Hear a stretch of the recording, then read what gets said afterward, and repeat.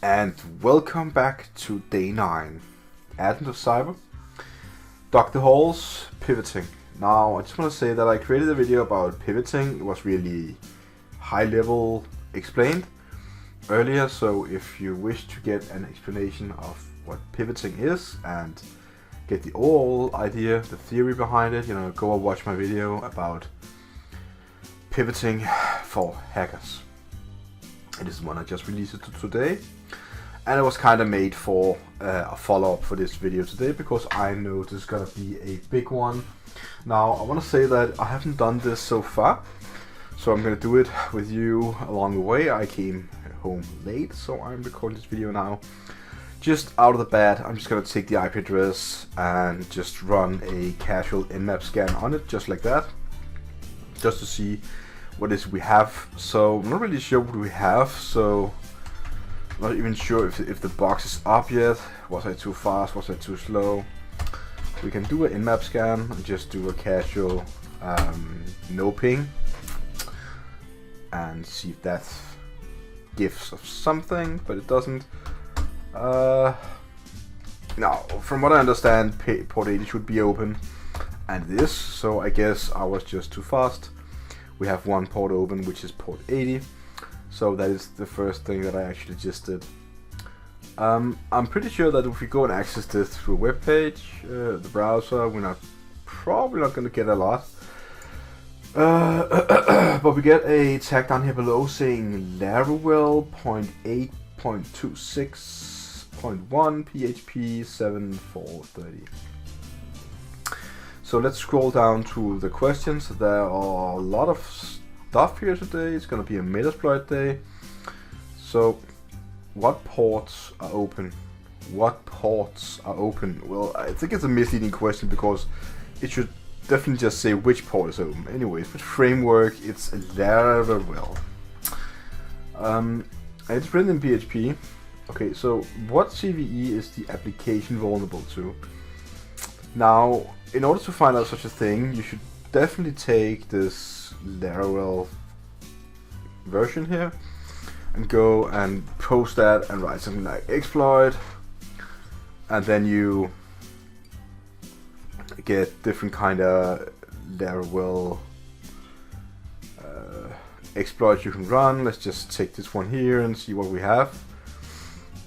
And I'm gonna go ahead and search for the version, see if I find something. 8. And I want to excuse myself for being a bit sick today. But it looks like there's something here called... I don't know how we got into this particular version here, but it does tell me this is about... what is it called? Ignite.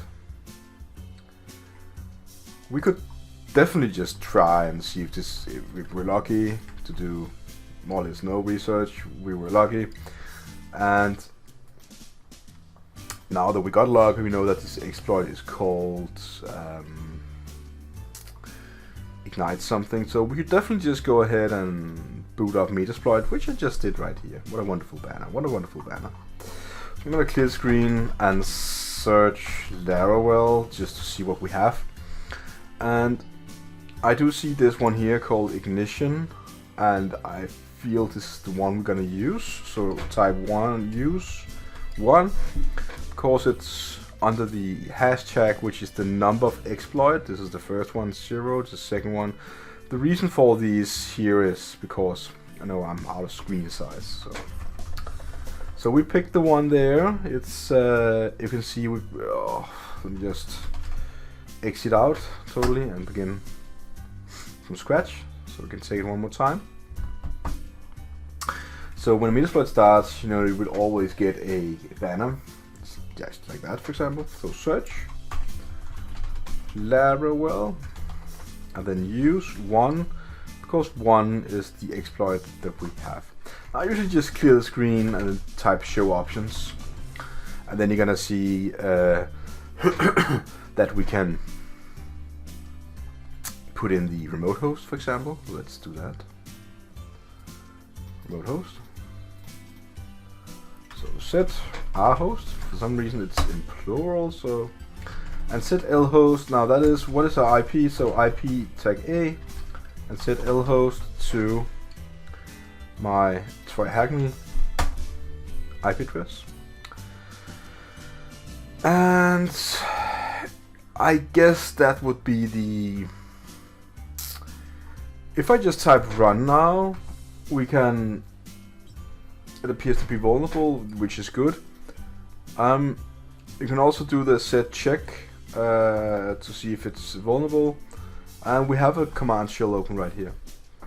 So in just a few seconds it should give us a way to interact with that command shell. You can just press enter if that is to type ID and stuff. But oh, we're already in there. So we are .data right now, and that is our command shell. Now what do we have here? We have web config and robots. No, I'm not really paying attention too much to the questions. See what command can be used to upgrade the last open session to a maternity session. I think that should be something with just sessions tag session. Let me type it correctly. Session tag u. That we have it. So that is the one we need to type. So session tag u -1.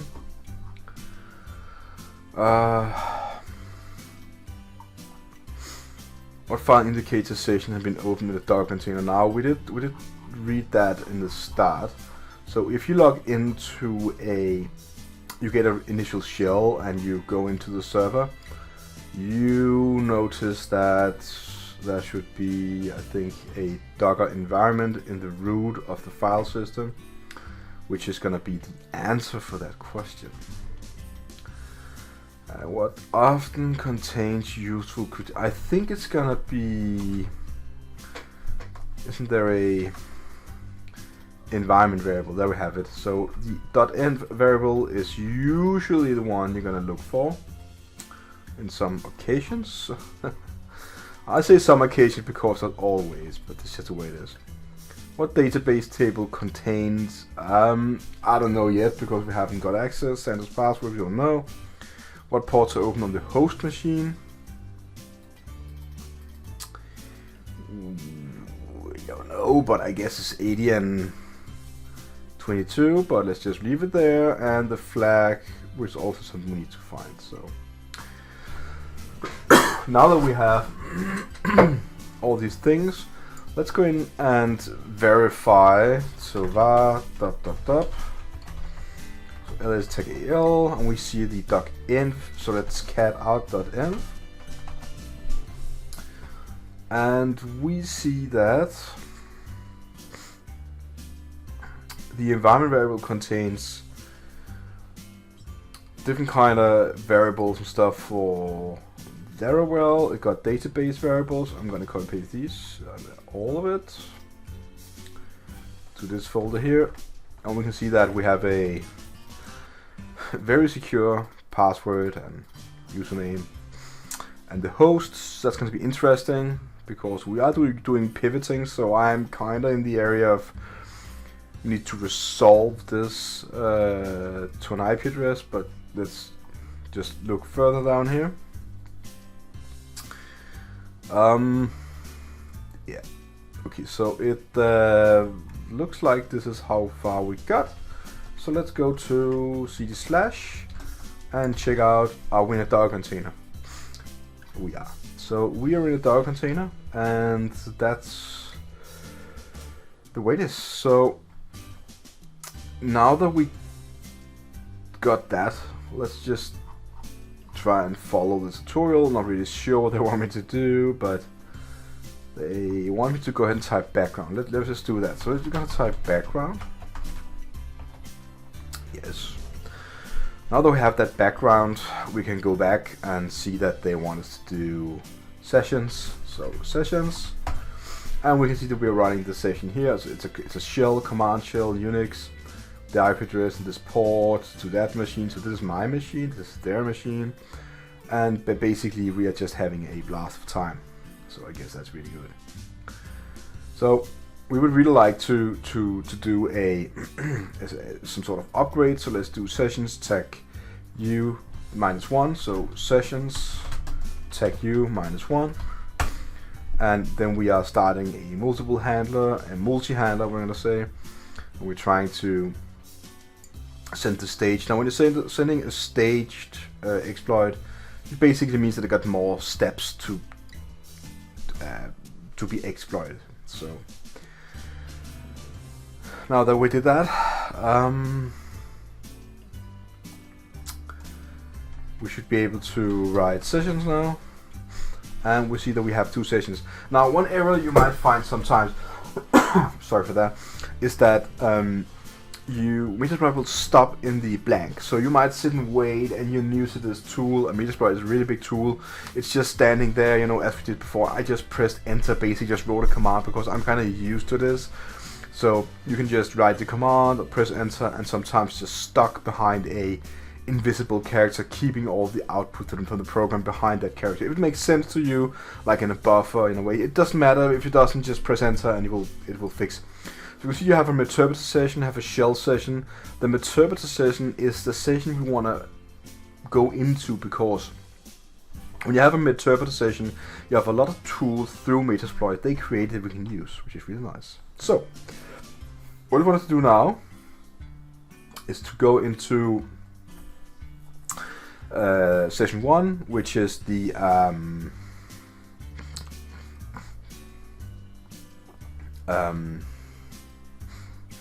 do they actually tell us to go into the meterpreter session? I don't think they do, but let's just do it anyway.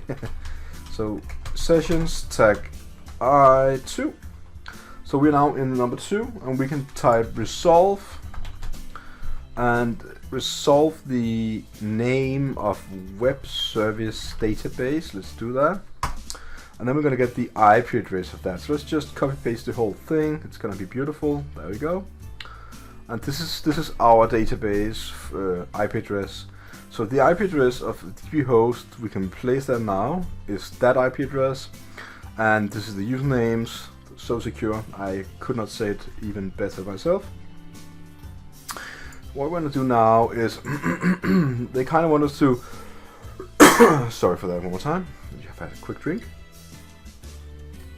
That's the burden of being sick, you know, it's all the coughing and stuff. So alright, so we did check out the environment variable. I was too fast, I guess. We did resolve it now, and now they want us to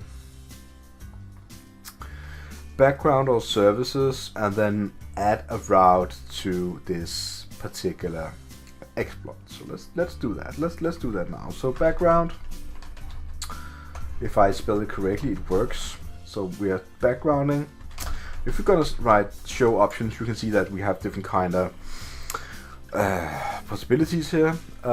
We can fill out, but you don't see this route thing to, you know, fill out. But you know, definitely something we need to get used to when using Metasploit. So what we're gonna do now is to say route add, and the let me just see. The -1 should definitely be. You can also see to the presence of a file, we have Docker container. Yes, by default Docker choose a hardcode IP address. That is true. So we should definitely. I'm just not remembering if this -1 here is. I don't think it is. So maybe we should just go ahead and add this part here. So I'm going to copy paste that and route edit. So that's what we did. And if you pay attention to the IP address 172.2800A1 and 51, it's going to be the IP address of the web service database. So we're beginning to set up the route to jump the traffic to that particular machine. Alright, so now the route print. Let's do that. So whoops, route print. Let's just try one more time. So now we can see that the route is this particular IP address. This is the net mask, and we're going to use the session 2 as the gateway. Alright, so maybe that is something we need to change. Now we also need to add the other route here, so let me just put that in, and I forgot about that. And now we can see we have two different routes. This IP address should definitely be the IP address of the and we can verify with that by going to sessions. We should definitely not do that. We can let's see, 172.7 looks like. Now when something ends at 1, it's usually a gateway. How do we get that? Dutch user hard coded. So okay, so that's the probably the internal. You know, I'm not really sure. I'm getting a little lost in the sky, but that's the way it is. So now we route the print. We printed the route, and looks the same to me. Then let's go ahead and say now we previously discovered database credentials. So we can start from Metasploit module that target Postgres, starting with the schema dump, followed by running queries to select information out of the database. So what we can do is go ahead and write this. So we're going to use the auxiliary scanner Postgres. So let's go back and use that now. And then we can basically run this here, run Postgres, and that's a misleading server user password. So that is the way it goes. So we're gonna put it in, and we got some stuff here. We can see the table users. So let's go ahead to the question here and answer one of the questions. I remember users. What is Santa's password? So we're gonna take that now, and we can see that the user and the password is the one we're gonna need to get out. So I'm pretty confident that we can probably do something like select from a specific table. So use this library now. Now I know it's a bit much probably to just use these things. These, maybe to explain that. When you type use in Metasploit, you are using a module from the auxiliary admin Postgres. This is a path. There is an explanation on Metasploit modules. If you're going to take the Metasploit basic room, I actually created Metasploit videos on my YouTube channel, so go ahead and watch those. You know, it will definitely give you a really good idea about what you're doing. But the Postgres SQL is the actual module with the code in, and you can run this command, and you can select all from users, for example. Sorry for that. And then you can get the different kind of passwords and stuff. This is the Santa password. Let's go ahead and check it out. So there we have it. What ports open the host machine? The host, I'm not exactly sure, but let's see what we get. So now that we got that, let's use. So further pivot through the network, we can create a SOC proxy within Metasploit. So the proxy is another machine that's going to take your traffic through that, and we can use that. So basically you can go ahead and type this command here. Now I'm not going a bit quick, but it is not that bad if you think about it. We should be able to take this here and copy paste it in. And now when we started that, auxiliary module running as background 1. Press enter. Let's see. Yes, from the attacker's host machine. Now we can curl. So let me just try that command now. So let's take the over here and right curl, and you can see that I actually got something back. Not really sure what that is, but a lot of HTML. That's really good. So we can also, from the attacker machine, we can use proxy change to scan the compromised host machine for common ports. So we can do something like that now. So we're gonna say proxy change q nmap execute, and just do, you know, internet scan different kind of ports, you know, and basically that's gonna, you know, execute the command. So let's take it, and we see that we have port 22 and port 80 open, and the other one are closed, the ones that we talked about. So 2280, is that the correct order they want me to write it in? It was. Now I need to find the root flag, and for that, basically, we need to use SSH login. And if you're going to do that, you use this module here, and we have center name and center password. We could also do SSH login from the console. I'm pretty sure we just could, you know, we could probably just do SSH, what was it again? Santa,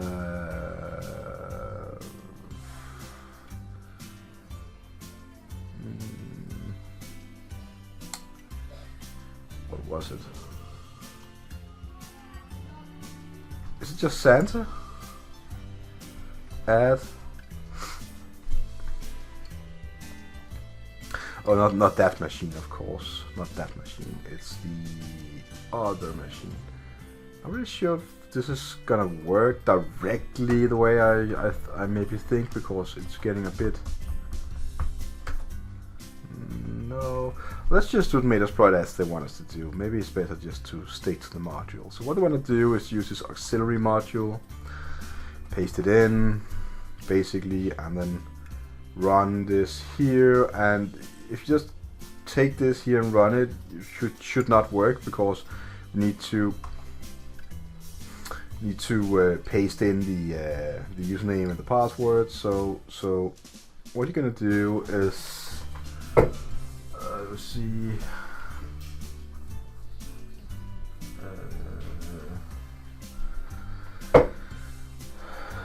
Did we get the username and the password for Santa? I think we did.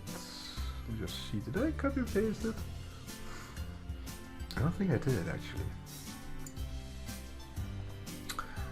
Now, the good thing about this is that we can just, you know, go back and get it one time. Where was it? Let me just see one time. Route, print, Postgres. Yeah, so we need to use that auxiliary module, use that, and then take this here and paste that in. And then we get the Santa password and stuff, so it's just copy paste this there, and let's go back, and now they want us to do this command right there. And what I think they want us to do is to take this here and say Santa, whoops, Santa, and then the password, and then take that, go back and run it like that. But we need to use the auxiliary login first. So that is the never-ending story of Metasploit. As you can see, it's just a lot of, you know, using modules and going back and forth. This is what Metasploit is all about. So now that we actually, you know, got that, and we have a sessions, like sessions with lots of. Now we can see that we have different kind of sessions. We have SSH on Linux Kali. So let's do sessions tag I3. Now we're in. We have root, so we can go ahead and cat out root.txt, and we're gonna get the flag just like that. So I understand that all this seems confusing, and I really don't know how to explain this properly enough, but let me just go to the start. Let's just talk about it pretty quick.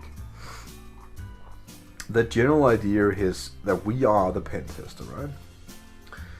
And we got access to a compromised container.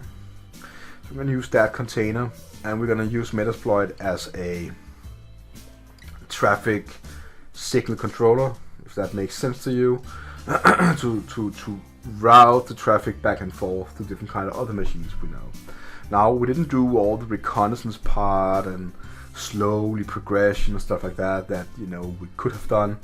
But this is a step-by-step walkthrough room where we are being introduced to the whole concept of pivoting. And that's kind of the easy part of pivoting is to capture some traffic and divert it to the correct machine, from the particular machine. But that is what Metasploit can do for you. It's really powerful module. So we basically communicate through the compromised container to other containers. And you can see that what we're going to do in the very first start is to load up Metasploit. And then we're just doing different kind of tasks. What is confusing is all these modules you're going to load all the time. You're going to use that module. But you can do that Metasploit. Loading modules is basically the same as using a different script, like a different hacking script. If that makes sense to you, using a different program, that makes even more sense to you. And then you can just add in different kind of, names and stuff. All these are filled out for you, so it should be pretty easy. But I just want to say, take some time and practice it and read the syntax. If you're just doing the room like I did today in this walkthrough, then it will not sit for you. Not like it will be difficult to get there to a understanding point. So I want to say, read it, understand the syntax, and do it again. Get to a point where you get to an actual success, and then redo the whole thing, terminate the room like I'm doing right now, and then reboot it up, and then do it again. So,